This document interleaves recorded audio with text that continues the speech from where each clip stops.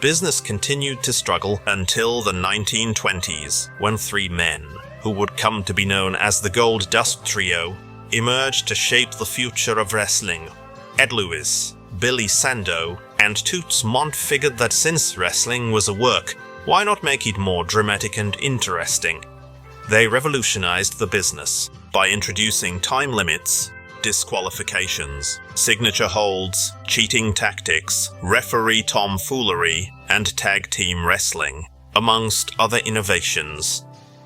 The Gold Dust Trio's most innovative accomplishment, however, was likely the start of promotions.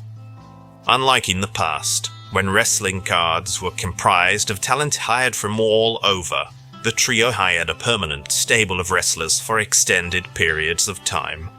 By retaining the same group of wrestlers, fans could become familiar with their product. This helped the trio to build and grow a new fan base. Wherever their promotion went, they could advertise their familiar wrestlers in advance. Another key benefit of retaining the same wrestlers was the ability to run angles and storylines. Without their wrestlers going elsewhere to wrestle, the trio were able to extend feuds over long periods of time. Their formula would ensure their dominance of the wrestling world for a decade.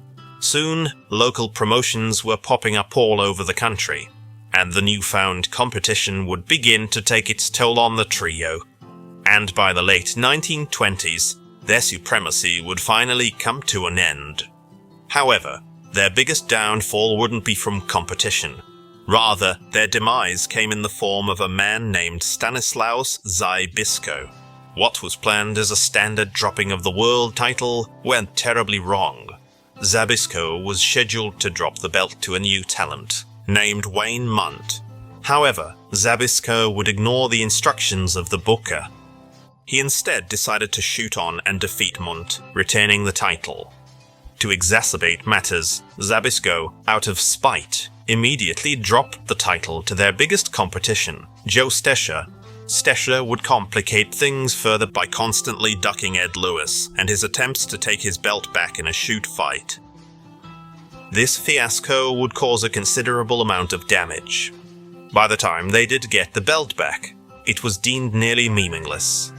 This would ultimately cause the demise of the Gold Dust Trio's dominance over the wrestling business. Their brand of slam-bang Western-style wrestling would leave an indelible mark on the industry and set the stage for the modern era of professional wrestling.